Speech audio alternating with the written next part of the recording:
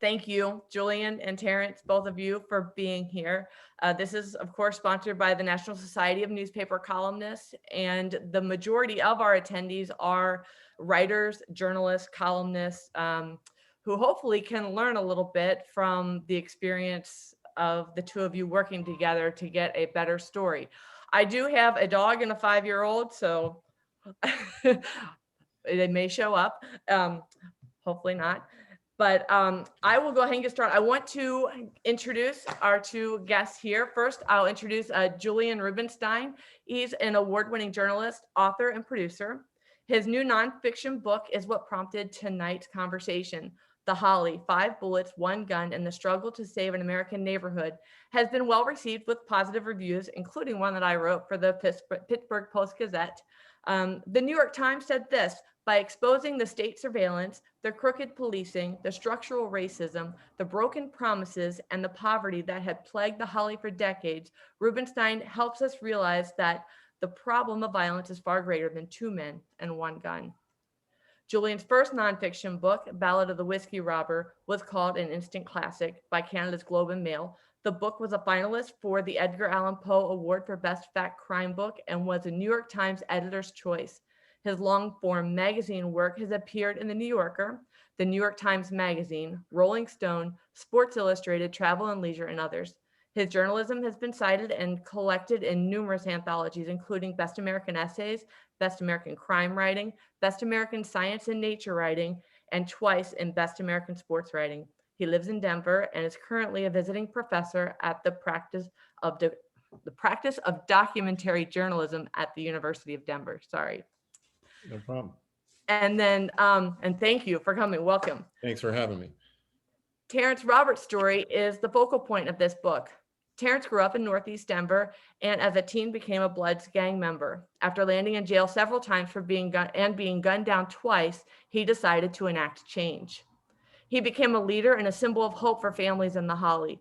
He founded the Prodigal Son Initiative and the Colorado Camouflage Movement and vowed to open a community center. He made it happen, but it all came crashing down the day the center had planned to open. The book opens describing the scene of Terrance shooting Hassan Jones, a Blood gang member intent on taking Terrance down. But who is behind the sabotage and why? That's where Julian's book does an excellent job filling in the blanks.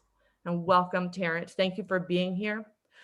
I'm going to start this evening with the book trailer as well. It's 1 minute, and if you have not seen it, it's great. And I'm going to hit my share screen, and I'm really going to hope that I have the right tab open. Maybe I should check that first, because I have a gazillion tabs open. So. The number of murders in the city has jumped almost 50%. We have our babies murdering each other. We had a solution to that. Terrance Roberts was that solution. Terrance launched one of the most successful violence reduction programs the United States has seen. For real, this was the life-saving gun. He comes from that lineage of Mumia Abu-Jamal, Malcolm X. Terrance is what the system is afraid of. I knew he was in danger the day he started marching. Former gang member turned anti-violence activist is in jail tonight. I'm looking at life in prison, y'all, so I ain't got much to lose. Terrance Roberts being gone is an opportunity for a lot of people. I am not going to be afraid of nobody, and I'm going to force you to kill me. Terrance has become the new model of how the system will shut down the passionate and aggressive movement for peace.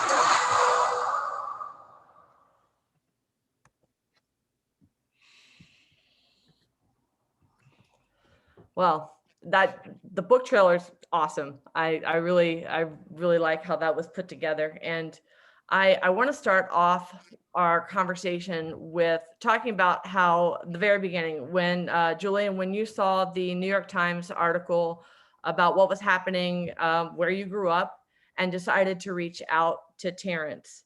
You met in IHOP.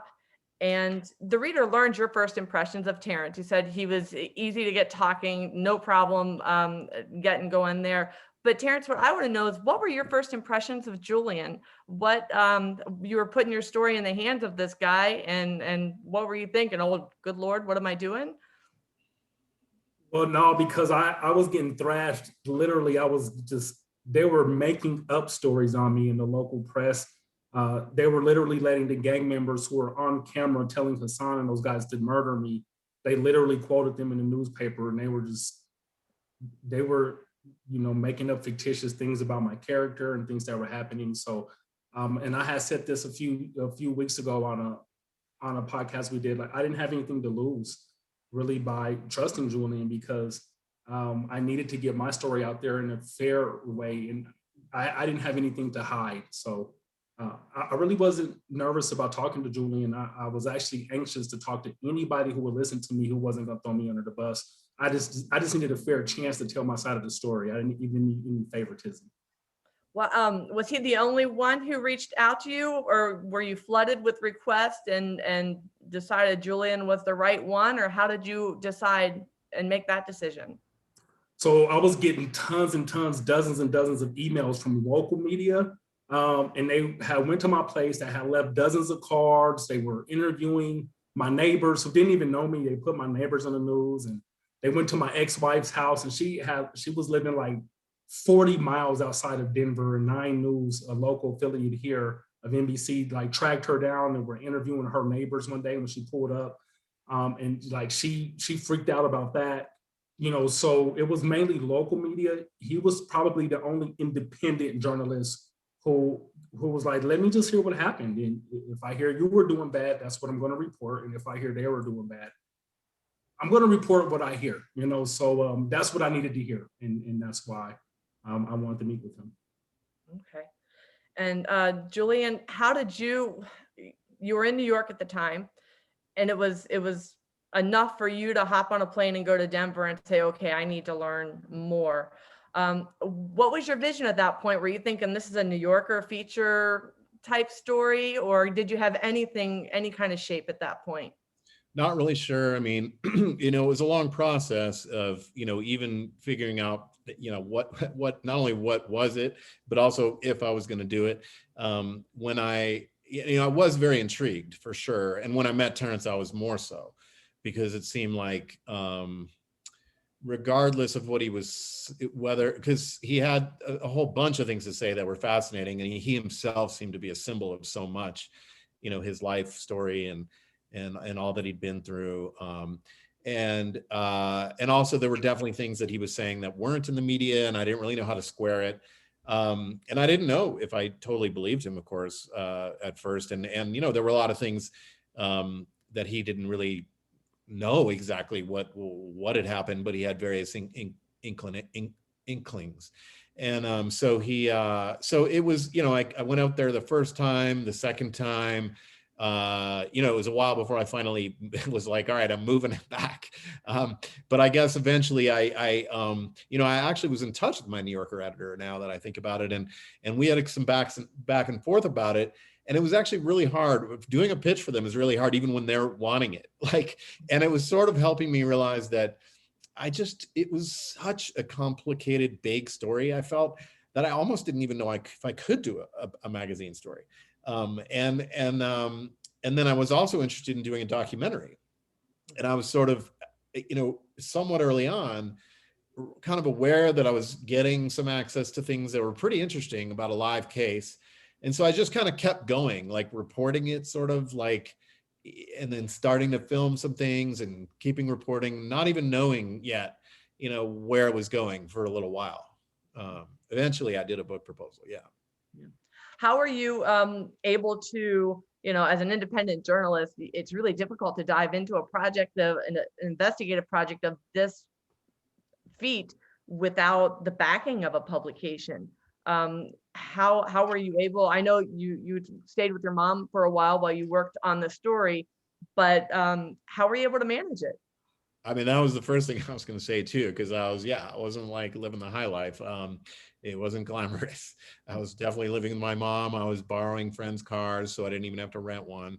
And so it wasn't costing me much. And frankly, when you're like doing the kind of work I do, you kind of have to live through these periods where it's, a lot of it is just super lean and like you're just trying to find the next big story, because I only like doing like bigger stories, and I knew this was worth it. So you kind of have to invest doing the type of career I've had or whatever, that's just part of it. You kind of have to invest some time and like, but I also had, I mean, I trust my instincts. I mean, there's two sides of it. So my other book, I'm almost embarrassed to say, but came out 17 years ago. And it's not because I didn't want to do another book. It's because I have a really high bar, because it's a lot of work. And so I, you know, I had an instinct about that one though, pretty early on, and it was just. What was the nugget? Was there a specific nugget that you landed on that was like, oh? With this one? Yes. I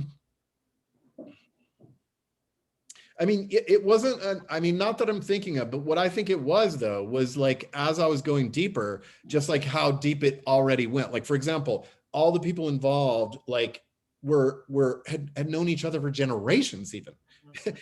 Terrance is a third generation resident of this community that was undergoing this dramatic gentrification. And this particular site that he was working on when the shooting happened, like was this symbol of like the civil rights movement there, and had been through all this turmoil and was about to become this new thing, like literally on the eve of this shooting. So there was just a lot. Like it was kind of heavy in a lot of ways, but in a lot of good ways. Like it was going to automatically involve so much. And the more I started sort of like digging into it, there was just, it just seemed like there was a lot there.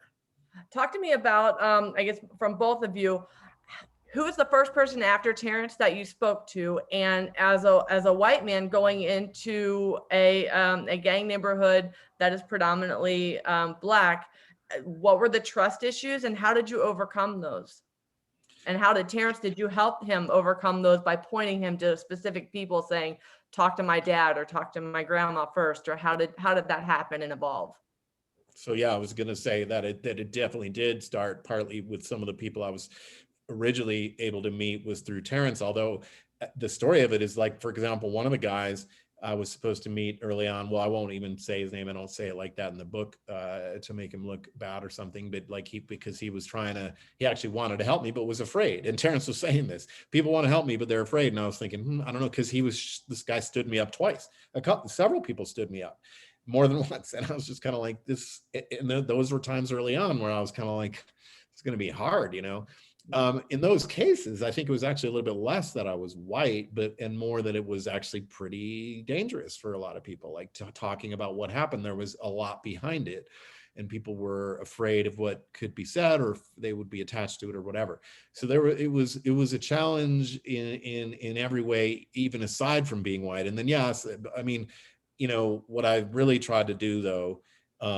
And so I tried to pursue anyone that Terrance would put me in touch with. And then I also started going to meetings and of course, just calling other people on my own. You know, it's sometimes telling who is interested or not in talking to you in other ways. You have to put it together. I mean, you don't make any snap judgments on those kind of things, but over time, you know, with most of the people, even in the book, I interviewed them many, many times. And you know, and as I was going too, I pretty much ran the public records of everyone I even talked to at all. So I just kind of kept going and tried to overcome like the outsider thing just by like paying attention and showing that I cared, or I thought I cared, and that like, and eventually it did take time, but it was like eventually a lot of people in the neighborhood started to recognize that like actually I kind of was understood a lot more than like other media had about what was going on in the neighborhood, and that eventually I think once a lot of them knew me and they started seeing me as a potential avenue, as Terrance said, to be able to tell a side of the story that wasn't being told.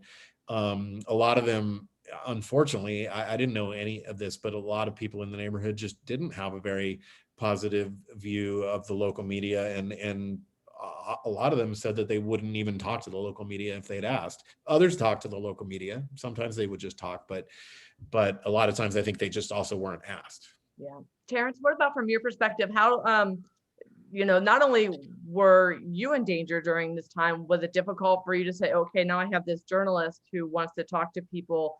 Were you concerned for his safety, and how did you point him to people that you knew he could trust? So the way I do live my life in Denver, because people know me and I've had to challenge initiatives and powerful people. I don't go to like nightclubs and, you know, seedy places. I like dive bars and things, but I like more diverse places versus it's full of gang members or full of, Sure. you know, like gangster types. So I kind of knew who to direct Julian to. I'm from Denver. I know the players. I know the people. I've been an activist and I was in a gang. So I kind of know who's doing what. So, you know, I'm mainly directing him towards supporters of mine and family members. I definitely wasn't going to let him or direct him to people who I felt at the time were already slandering me. He could find his way to them through the newspaper articles, and he did. You know, they're all around. They're not hard to find. They are very public at the time they moved into my office. And, you know, I didn't have any hang up with his skin color. You know, I've done work in cities, you know, like Los Angeles, where maybe African-Americans and Latinos grew up together, or African-Americans and Asians grew up together, and like Long Beach, or Cambodians, you know. In Denver, I'm from Park Hill. We have a very impoverished Black community in Northeast Park Hill, but we actually have an affluent white community in South Park Hill. So it's not like I didn't see a white person. You know, Denver is not like North Philly or the Bronx in the 80s or anything like that. So, you know, I didn't have any problems with him. I knew him as a journalist. He's a journalist. I wish a Black journalist would have stepped up to help me. I wish a young Black man would have said, Terrence, let me help you, man. This is a bad thing that happened to you, or a woman, but that this didn't happen. And if Julian would not have done this story, there would be thousands of people in Denver right now believing a false narrative about me, told by active gang members who were working for the police. And I needed his help. So I was happy, to be honest. I really was happy that someone was listening. Of course, I didn't know how the story would come out. I didn't know what Julian would do with the information I was giving him, but I knew I didn't have anything to hide from him, you know, so. How did the relationship evolve? Were there ever times where, Terrance, you read early drafts or any kind of back and forth? Was it a complete trust on Julian to do his job? And were you curious, or how did that happen? I mean, you know, I had my moments of paranoia and distrust and drama and trauma. I mean, you know, I've been through a lot with this story, especially. We were both poor, you know, we were both living with our parents and trying to work and do different things. So I did not get to see a finished draft until he was finished with it. He did make it clear to me early on that this is not the Terrance Roberts narrative. What he finds out, he's going to put in the book.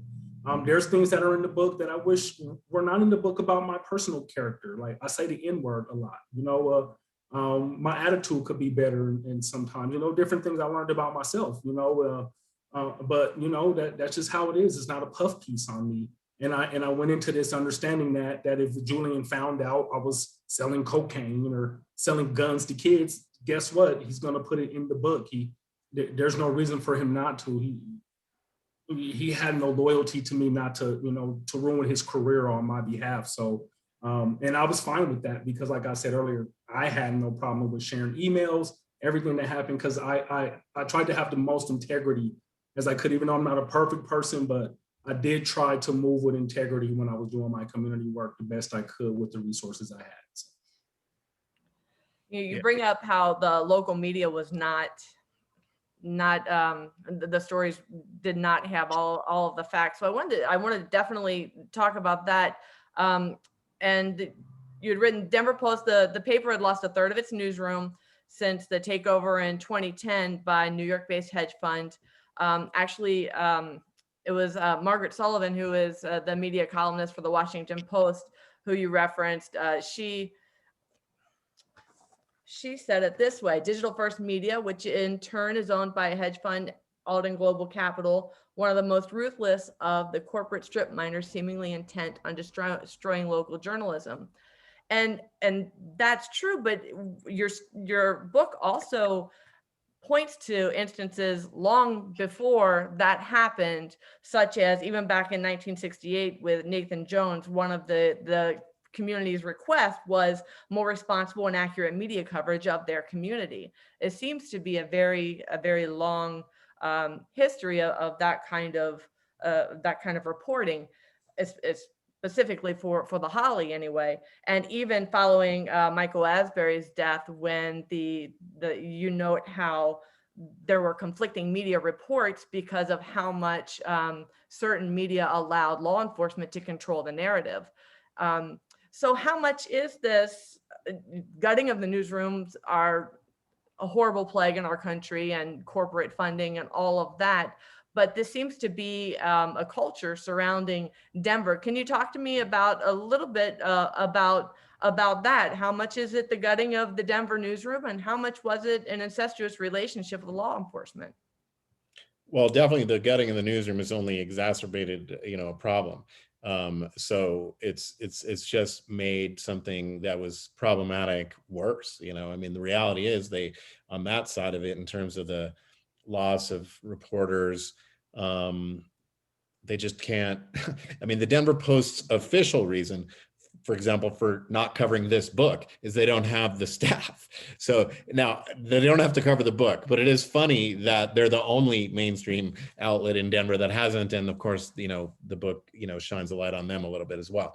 But anyway, it's just that they don't have the amount of people that could do it. But it is also extremely important to note, and it's gone on, as you mentioned, since at least the civil rights movement in Denver, that there's been a close connection between law enforcement and the media in Denver. I mean, and I can't really compare it. Like, I don't have any kind of a data-based anything to compare it to other cities. I was surprised about the amount of connection between law enforcement in Denver and sort of media figures or people, and ultimately narratives. And so and as you know, having read it, I mean, the book is really told as a story. And as if there's something that intersects or that's related, I mention it, but it's not like a media criticism piece. That was all unexpected. Although, to be honest, I mean, I'm really glad you're doing this. And of course, I've had some conversations with other people about it, because the media part in this story does turn out to be important. Not only its part in the story of the narrative of the shooting and what happened, as Terrance mentioned, one of the most problematic things was in two major stories the Denver Post did about the shooting, they quoted the guy who my reporting showed plotted to attack Terrance, and he's an active OG gang member.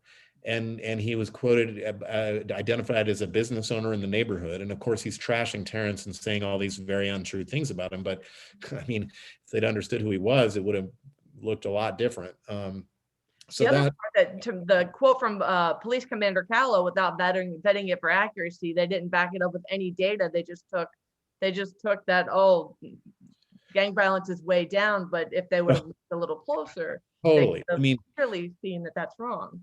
Yeah, and another thing that the police do to kind of trip up the media on exactly that kind of stuff, which is sort of data type stuff, they do this ridiculous thing where they'll be like, well, they'll give you like data for like 6-month periods, or like, and all these broken up things. And they also, as I say in the book, gang violence is particularly hard to follow because it's totally random. It can seem random if you look at crimes and like why this one shooting is gang related, but this one is not.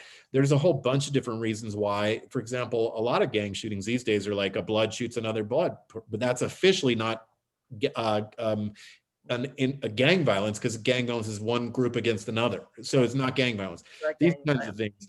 So that's only one example. There's a lot of reasons, but the media definitely needs to be more kind of, I don't know, prepared for this kind of like, this strange way of receiving data, and not just sort of snowed by it and buy it at face value or something. And that does happen a lot. And I think it's a combination of reasons why: their cozy relationship in some cases, their lack of time or kind of wherewithal to pursue stories, and maybe in other ways too, there are other connections to believe. This is an important thing about believing particular understanding, like power structures in a community, because there were even so-called activists in the community who were kind of walking a certain line too about the story, and those people also kind of could help deflect things from a deeper look at certain things. Mm-hmm.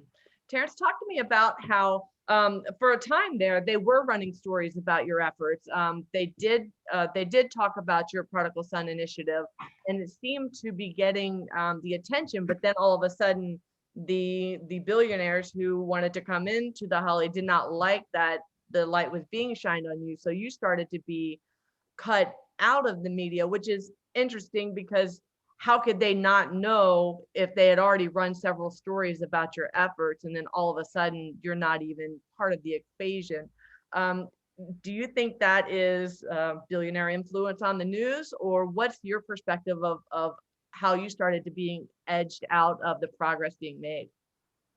I mean, you made a statement earlier. You said incestuous relationship that the media had with law enforcement. And I mean, it's literally that. I mean, you know, a lot of our top media anchors and people with local television stations, and of course, they partner with the Denver Post, which is our only, for a while, was our only print media. We had lost the Rocky Mountain News at that time. Now we have like the Denver Gazette and other outlets, but at the time it was, you know, the only show in town was the Denver Post.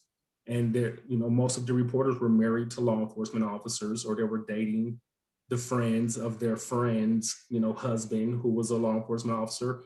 And you know, I've seen it. I've you know, for a time I had a good relationship with elected officials and with media people, and I've been to a couple of events, and there'd be tons of law enforcement there as chaperones, as husbands, as dates, you know, things of that nature. They work together, you know, so they know each other. That's where, you know, most places where you find your mate, your husband. But in Denver, Colorado, it became just one big machine.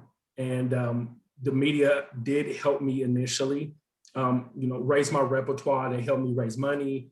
They really liked me literally until the day where law enforcement felt that I was not on the side of law enforcement and that I would be doing pro-social protesting around police brutality. I mean, you can literally like pinpoint the day my relationship with my funders, with gang members who work for the police, and with the media. When me and the local police department got into some disagreements about how to treat people, and, you know, Trayvon Martin being killed and Mike Brown getting killed. After that, I've been able to do different things for Elijah McClain. I've organized events with over 10,000 people there. I haven't even received a certificate of appreciation, which is fine. I don't need that stuff. Passing laws and saving lives is why I do it. But I'm just saying, I won hundreds of certificates and awards before me and the Denver Police Department had issues. And literally since that day, I'm left out of almost every single thing that's important in the city unless I organize it myself. Still to this day. One of the large things in the book, and Julian, I'm going to ask you to read a section on page 307, is talking about this law enforcement media connection. There is a scene in the book that comes up a couple of times that actually pulls Julian into the narrative, and it's the District 2 meeting where Rev Kelly actually admits in front of law enforcement and local media that he knows that there was basically a hit put on Terrence's life. And Terrance interrupts the meeting to say, "Tell that to my lawyer." This is all in front of everybody, but zero media coverage was run. Law enforcement did not follow up on that claim. So I'm going to let you go ahead and read that couple of paragraphs from that section of the book. Okay, yeah, I'll just add to what you just said, which is only to say that, yeah, that when I think about it, is one of the most incredible things, because you're not exaggerating. I mean, every single TV camera, it was packed with media lining both sides of the room. And of course, the meeting itself kind of had a specific purpose, but I mean, news is news, or whatever, you know. To me, it was the obvious. When that happened, the lead of the story to me is the two, you know, biggest, best known anti-gang activists in town are screaming at each other at a meeting. Well, Terrance was actually yelling at Rev. Rev didn't scream back, but Rev appears to admit, like you say, he appears to admit that he knows these older guys put the jumper cables on them to jump Terrance that day, which is what Terrance is basically facing life in prison for. And yeah, all these people were there. So in any case, just to the Can I add something? I don't mean to interrupt you, Julian, before you start. Mind you, the two gang members that were in the meeting, he admitted that he knew that they sent the Bloods to hurt me, and they were sitting in the room. Yeah, they were in the room. Over Yeah. there. They were in the room, and they were actually in the room because they were about to be, and they were kind of it was like a test balloon meeting where they were kind of already starting to be introduced as the new anti-gang activists. These very guys who put the jumper cables on the guys were, yeah, it's crazy. So any case, I'll just read this little section then. Sure. So it comes later in the book and refers to that. They ended up charging Terrance as a habitual criminal. So the habitual criminal charge meant that if found guilty, Terrance would not have a sentencing hearing. He would go straight from the courtroom into custody. This is a section, like, I guess, right before the trial. For me, this was a difficult vision. I tried to maintain my journalistic neutrality, but seeing Terrance go to prison seemed like a tragedy on top of a tragedy.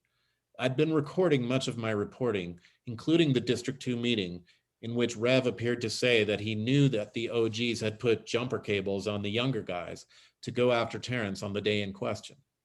Because it had happened in a public meeting, I decided to tell Marshall Seufert, who was Terrance's public defender, about the footage that I had of this meeting. Marshall wanted to see it. He said that if any law enforcement agents had witnessed Rev's statements, this is Rev is Reverend Leon Kelly, this other very well-known, older anti-gang activist in Denver. Marshall said if any law enforcement agents had witnessed Rev's statements, they would have been required to share the evidence. The so-called Brady Rule, named for a 1963 Supreme Court case, required prosecutors to turn over any potentially exculpatory evidence to the defense. I told Marshall that virtually all of Denver's top law enforcement officials had witnessed Rev's statements, including Commander Callow, who was this District 2 head, the police chief, who also was on Reverend Kelly's board, and Stephanie O'Malley, the city's director of public safety, who was in charge of the police. Are you willing to testify? Marshall asked me. He said that I could be needed to vouch for the authenticity of the video. Taking the stand wasn't something I'd considered. He suggested I get a lawyer. I don't want to have to subpoena you, he said. So at this point, you are the journalist looking in, and you never want to become part of the story. That's usually not the objective of an investigative piece.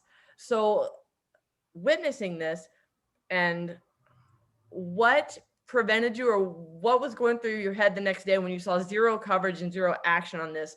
Was it hard for you to not pick up the phone and say, did you not see what I saw? And prod the local media at all? Or tell me what was going through your head there and why you decided to bring it to his lawyer and pull yourself into that. Well, so I struggled with a lot of this stuff. There's some other sections in here too. Once where I eventually called a Denver Post reporter and actually gave him a small scoop. I struggled throughout this. Honestly, I recorded some of my conversations with my colleagues and mentors who were. I was asking, what do I do? Because like I felt like I was in possession of information that didn't need to get out now, or should I just keep going on what I was doing? And actually, I'd have to remember all the instances, but I actually reached out a couple times to people who I thought would be interested and sort of didn't seem interested or something necessarily, or didn't have time or whatever. And so in this case, the reason I decided to share this particular piece with Marshall was because it was so public and it happened publicly. As you probably remember, Bonnie, there's one other very sensitive piece that I also had on camera, but I didn't want to, I had promised that person anonymity, and it was extremely sensitive, and I didn't want to put that person into the mix. So by showing what he'd said on camera to me, anyway, but so I said only about this one piece, and I just felt like I don't want the media's failure. For example, in that note, it was just like a media failure. Otherwise, this footage could have been on the news or whatever. And so I might as well just put it up, let him show it. And in the end, actually, it wasn't used because it was Terrance who was very anguished and was yelling across the room to Reverend Kelly. And it was I did kind of understand why it might not be the best thing to show at his defense trial, because it's showing Terrance looking angry or something, but nonetheless the content. So he ended up, the last part of it is simply that, Reverend Kelly and whether or not he'll testify and who he's going to testify for and all that becomes part of a real interesting part of the story during the trial, because this is a guy who's testified in many trials, almost always, maybe a couple times for the defense, I don't really know, but most of the time he testifies he's an expert witness for the prosecution. In this case, he was the prosecution was actually trying to stop him from testifying. And he ends up on the stand anyway, long story short, and it's quite interesting what happens. But so yeah, that was a tough thing that I struggled with.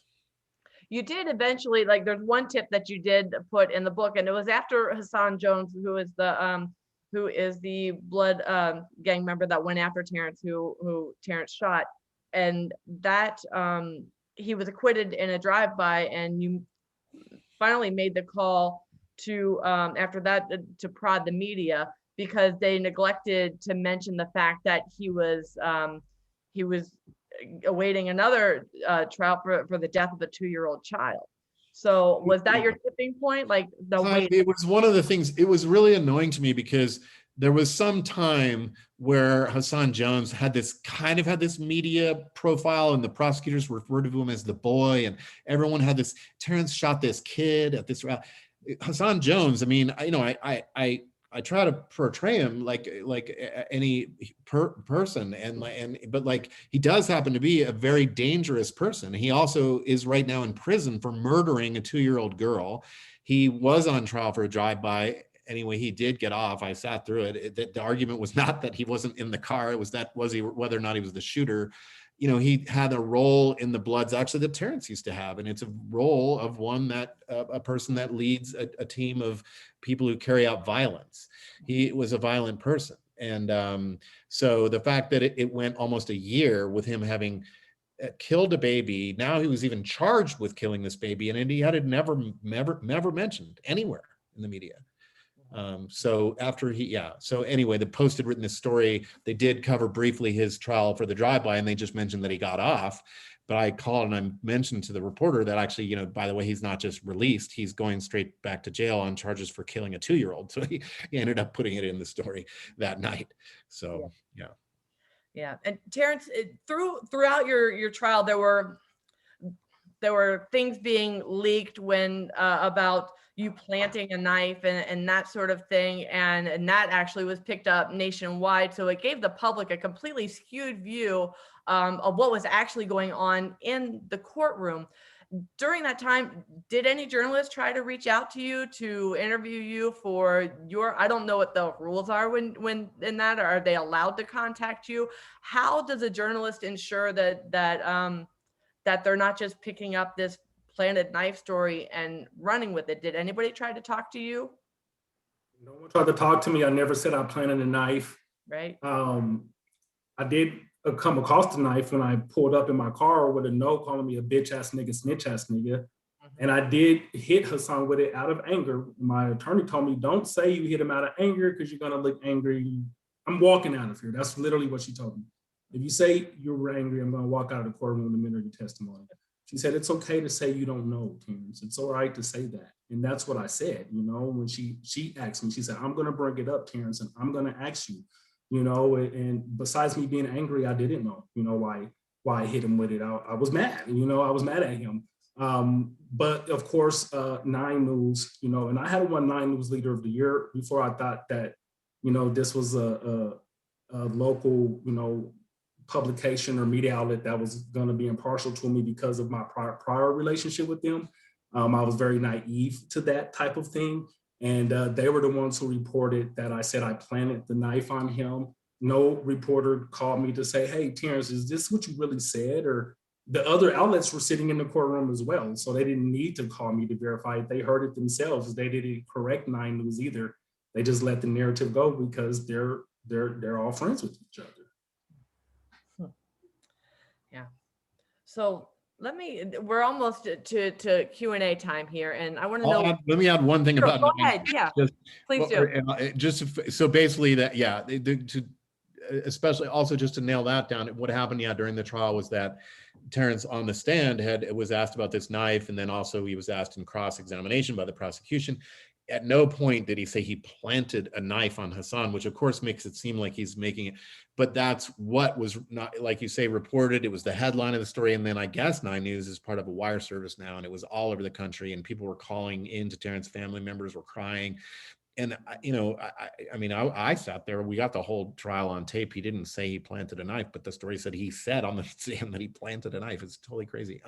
Anyway, the other thing is that 9 News is the station that you might remember, Bonnie, had one of the reporters who was, didn't do a lot of coverage of Terrance's specific case, but she was there on various occasions and was kind of involved trying to get together with him and sort of, anyway, she turns out to be married to an ATF agent who was in the middle of the whole kind of story of these bloods and what was going on in this undercover thing. And I really have a feeling that 9 News didn't know this, or I don't know. I didn't ask, but it seems to me that if that were disclosed, she wouldn't be even out there covering any of this because that shouldn't happen.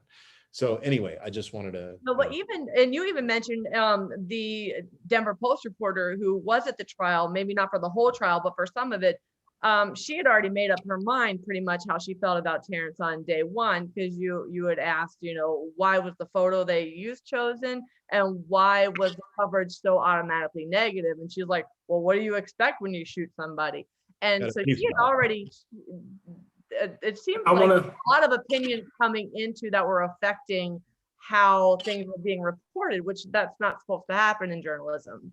The fix was in on Terrance because of a lot of powerful interests that wanted him out of the Holly.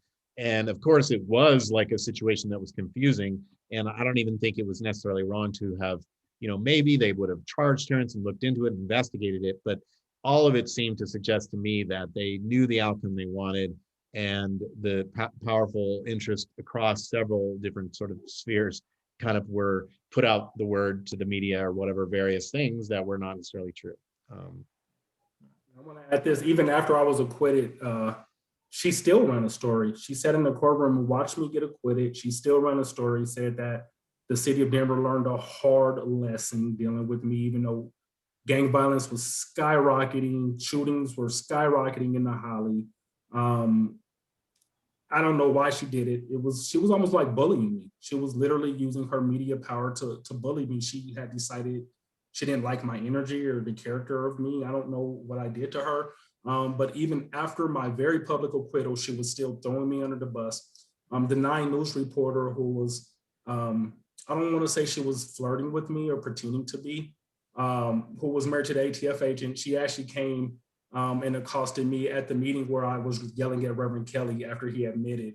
So instead of reporting what she heard me say to Reverend Kelly, she proceeded to try to pretend like she wanted to be with me in certain ways to really throw me under the bus, and come to find out her husband is an ATF agent who arrested Hassan's father for an ATF weapons case a few years prior. That was dropped. So anyway, but yeah.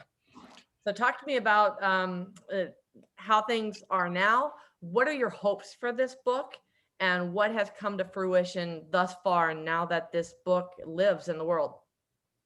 One of the cool things is that there have been some follow-up, like in Denver, it seems like there's possibly some progress or action because of it. Like Axios Denver has picked up on some of the reporting in there and followed it up, more or less caught the city, backpedaling, unable to explain why they were using active gang members as paid anti-gang activists.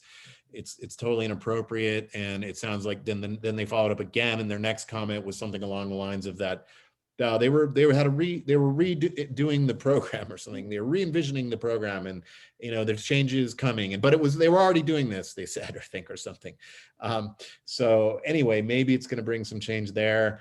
And I think that, like, some of these conversations that we're having now, I hope just can be productive in every way, and how to think of these things, even for journalists as well, and how to sort of make sure that a story like this doesn't kind of, because as I say in the early part of the book, ended up feeling like the book was like a sort of an alternate history of a place and of a shooting case. And, so maybe, with these, continuing conversations that we can come to, I don't know, make some kind of progress. I mean, it's hard. It's hard though, because it's just, we're up against this, actually a system. And I didn't go into the book thinking, oh, this is going to be a story about systemic. No, I didn't go into it that way, but I came out of it thinking, yeah, we're up against a seriously powerful system and it's across the board with the effect of it. And it includes the impact on the media coverage, the narrative, so to speak. How about you, Terrance? What are your hopes for this book?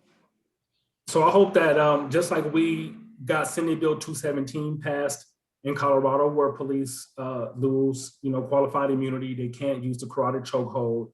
A police officer cannot watch his partner murder someone while they stand there, like we've seen with George Floyd.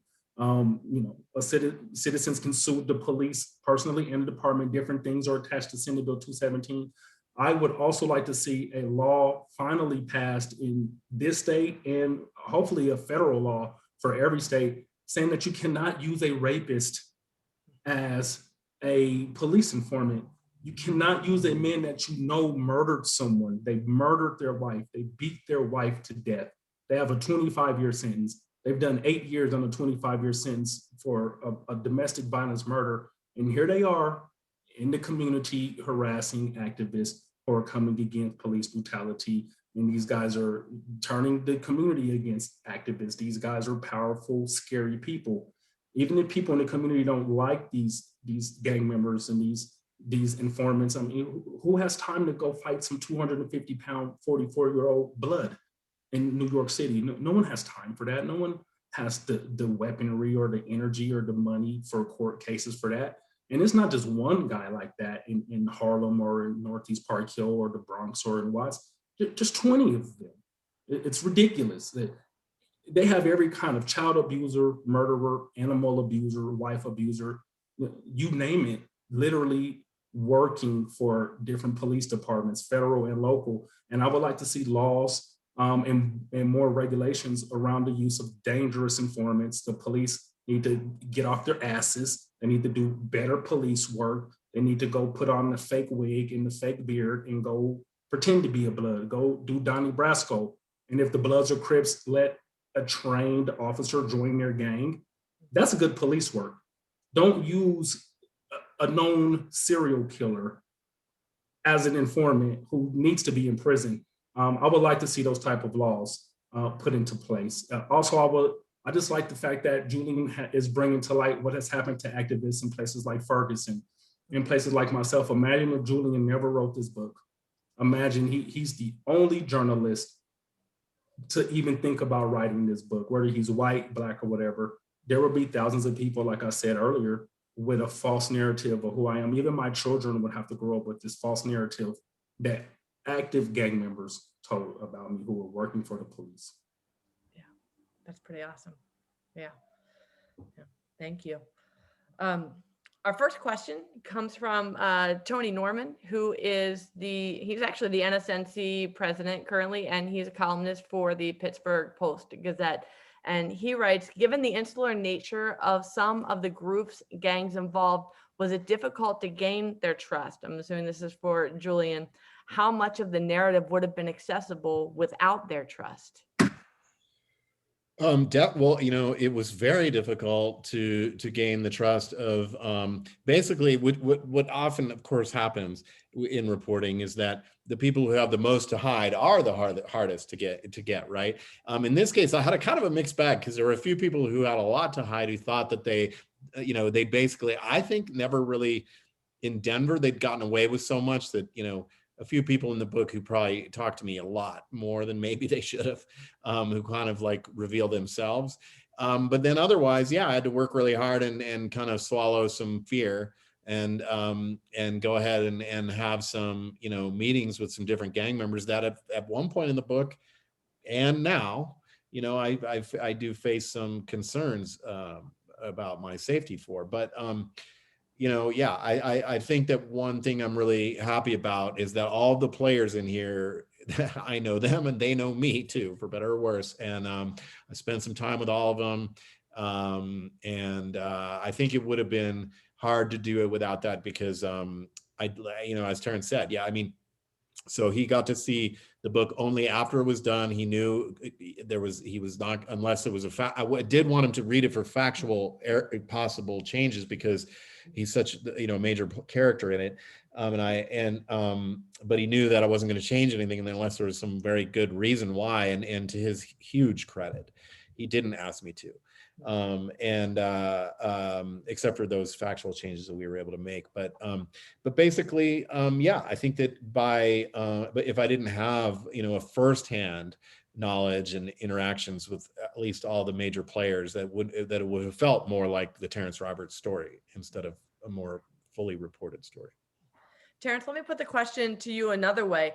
How did your relationship with Julian, as word got out that Julian was working on this book, affect your relationships with people in the community? Were there people who distanced themselves from you because of this project?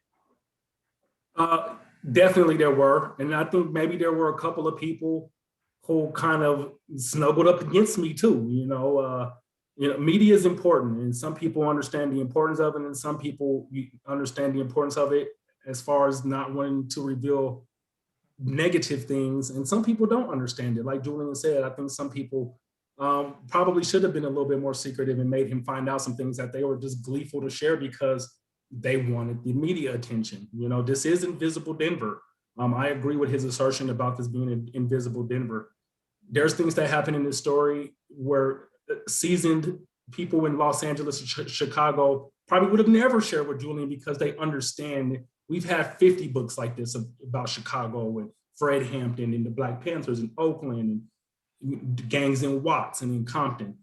This is kind of the first time we've ever had a journalist like Julian with his expertise and stature do this story. So yeah, some people got away from me and some people, you know, it helped me. I think people knowing that Julian, that there were an extra set of eyes about what was happening, I think it helped people not be so vicious towards I mean, they were literally hunting me down. And it was almost, everyone in the city knew, the police knew, everyone knew. None of my supporters, who, like I said earlier, who can fight a bunch of active gang members in their 30s and 40s. There's 200 of them. It's me and my family. It's me and my 15-year-old daughter and my friends who are activists, right? Like, you know, some of them are LGBTQIA, some of them are migrants, some of them are, you know, little people. I mean, we're just people. We're trying to survive. And, you know, I'm getting slandered. I have the police looking for me. I have these gang members.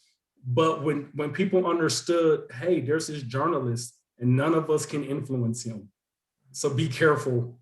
I do think that it actually helped me more than it hurt me. One interesting thing that I learned in the book that I have to know, Terrance, have you learned American Sign Language? Are you still pretty fluent? Have you been able to use it and keep up with it? So I learned exact English sign language. Oh, okay. Which is all of the words versus not American. So I'm not good at American Sign Language. Okay. So even though I was speaking to people who were deaf or had hearing disabilities, they'd be like, why are you saying it like this? Why don't you just do it like this? I'm like, I don't know American Sign Language. I know prison. I know exact English because we had an exact English sign language book. Okay. And so that's what this guy named George White, that's what he learned out of, and that's what he taught me. I am pretty rusty, but I know a few words, but it's been over 20 years since I've used it. So I was just telling a friend of mine last week, I was like, I'm gonna get an American Sign Language book and I'm gonna relearn it. So I can kind of communicate, but I'm not that good. I still miss some words, especially if I'm watching like a live broadcast and they're going fast because I'm not proficient in American, which is the dialect that deaf people prefer. Right. And it was good for prison. It was good for prison. I mean, I was impressed. That was pretty awesome. And the other thing I really loved is I read the book, but I also listened to the audiobook because Julian set a huge precedent with his first book and the audiobook, because if you've not listened to Ballad of Whiskey Robber, actually my friend Pat Ralph, who I think is with us tonight, she's the one who recommended the book to me. And then she was like, but you got to listen to the audiobook. Don't read it. And so I did, and it's a performance. So it was a really high bar for this audiobook. And it is it's different, obviously, because the first book is funny and quirky and has musical interludes and all of that. But this audiobook I thought was great because there was so much video and audio involved in your research. And Terrance, you did a lot of your own video recording and documenting what was going on in your neighborhood as well, that you were able to use that original audio in several places, which I thought was really, really cool. And the other thing that I thought was really awesome was Terrance introducing the audiobook.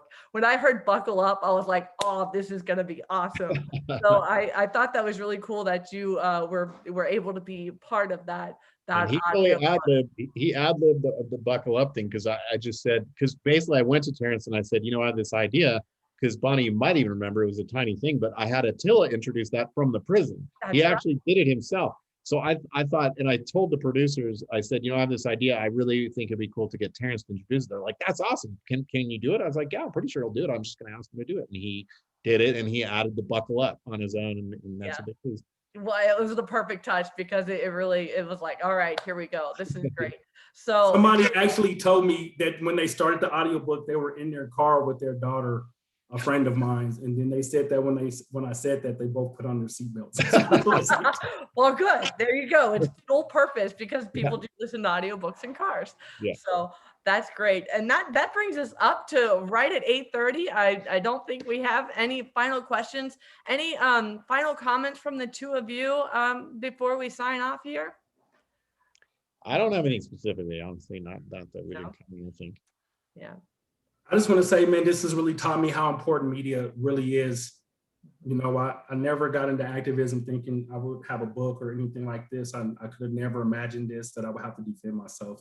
But, you know, I've really been hurt by the media, but also this also showed me the power of why we need media, why we need independent journalism to be able to survive while they tell these stories, and also why we need local news stations that are not independent to still tell an accurate and true story and do journalism, the journalism that they were taught in college. They need to practice that, even if you work for a systemic journalism network or if you're an independent journalist, you tell a full and correct story. I just thank God that Julian came into this with integrity, or who knows where my life will be. This has really blessed my life. It's really helped me.